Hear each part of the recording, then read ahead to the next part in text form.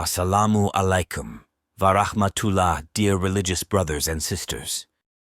For centuries, the most important thing that gave meaning to people's lives was faith. The bond between us and the Creator has always helped us hold the world in a better way. But this has changed and been interpreted according to the ages, and today there are thousands of religions that people follow. So I ask the listeners, out of the thousands of religions, why Islam? There is no need to go through long and difficult proofs. We can understand this with a simple equation according to the laws of physics. If there is a work, there must be a force that does this work. We can give simple examples. For example, any technological product that I can use, I can very easily reason that it has a maker. And this is not even a situation that has the potential to be denied. A company, an engineer, or a factory can be a very logical and sufficient justification for me at this point. In the same way, when you look at the universe or human beings, even when you look a little carefully, you can see that millions of visible or invisible works and formations are carried on it in a way that continues every moment. When you look at the human being, the circulatory, digestive, or respiratory system, the thinking mechanism of the brain, the regular fulfillment of all organs at regular intervals against our will, all of these show that there is an incredible mass of work and that it continues every moment without pause. In fact, this leads us directly to the Creator. As Master Bediüzzaman said, an artful work requires an artist. In other words, the existence of a Creator who has infinite knowledge, will, power, and life above all else is imperative. This was only a brief and basic explanation, and thousands of more evidences can be presented at this step. Since we have eliminated the ideologies that deny a Creator and accepted the existence of a Creator, we are left with two options: monotheistic religions and polytheistic religions. When we think about it on a world scale, having two rulers in any institution, even in a city or a country, can cause confusion and even chaos. When we think of this situation in the dimension of a powerful deity who knows the needs of every being who created the entire universe and is able to meet them, the result does not change. Such a big business could not be managed so well with many different decisions or with the interference of more than one hand. So the true religion we are looking for is not a polytheistic religion, but definitely a monotheistic religion. Our next question is, should this religion have a book? Or is there no need for it? Again, I will give an example from our own life for easy understanding. People need a guide in almost every aspect of life. Even in a simple item, a person who comes to the world as a complete stranger must answer some questions in his mind and be able to distinguish right from wrong.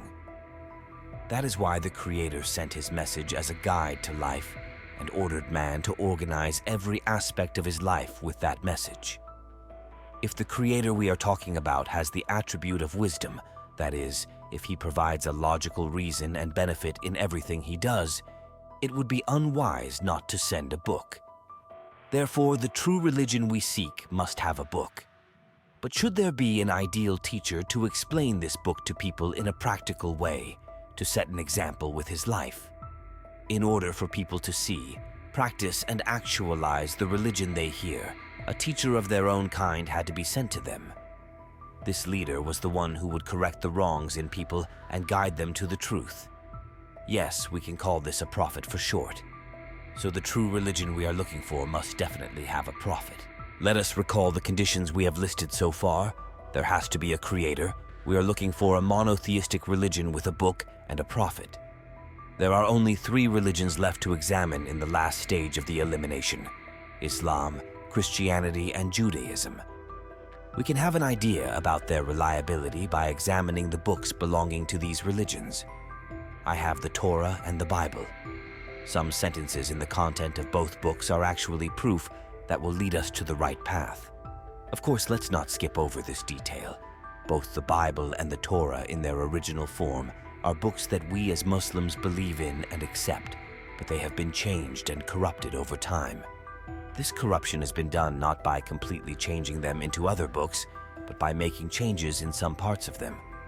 So even in the most modern versions of these books today, There are parts that belong to the original version.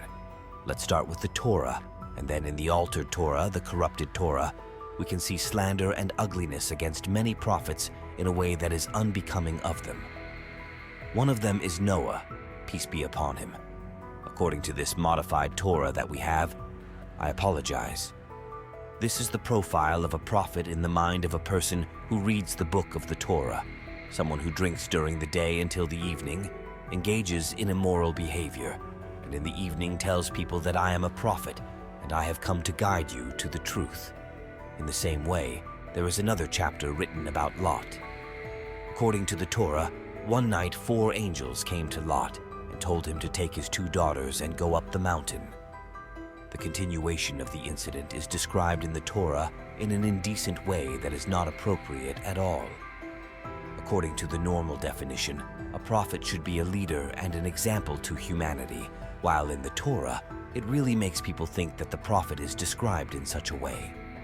We can see such unfounded statements in the Torah against many prophets such as David, Jacob, etc. All of these show that the religion of Judaism is not the true religion we are looking for. Secondly, the Bible. When we examine it, we can see that some of the verses in it point to Islam and even directly to the Prophet Muhammad.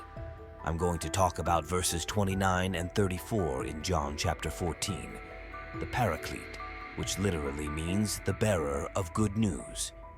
Now I have told you before he comes that when the Paraclete comes, you may believe, so what he means here is this. A person will come and I have come before him to tell you about him so that you may believe in him. Another verse, I will no longer converse with you because the head of this world is coming.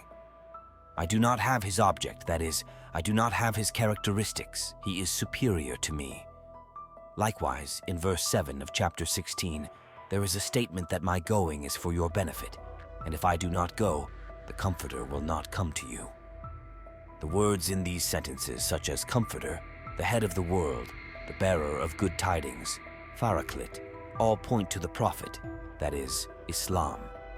We can find exactly 114 verses like these in the Bibles that are read in churches today. So how do we accept that the Bible has indeed been changed? The early Christians did not feel the need to transcribe the gospel because they were expecting Jesus Christ to return very soon.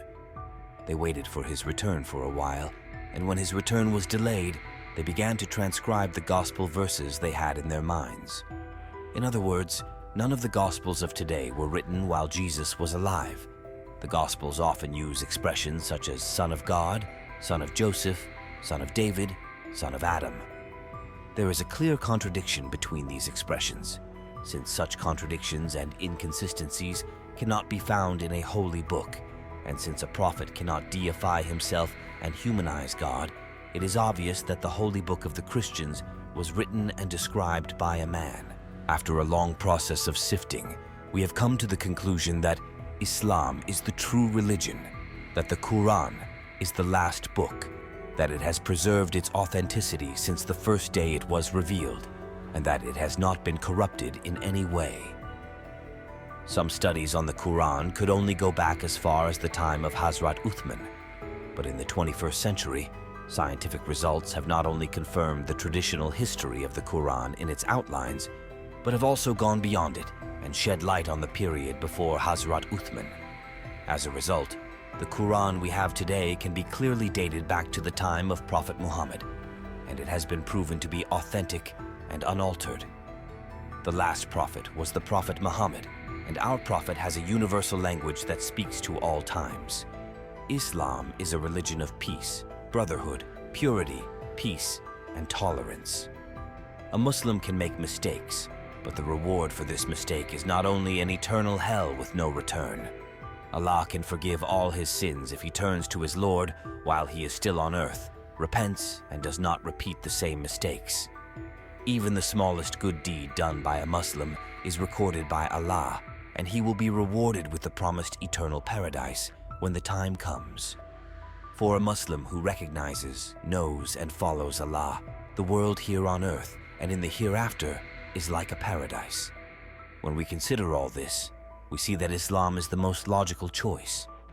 It is time to take a step to make this choice in your life and to do more research about Islam. See you in the next video.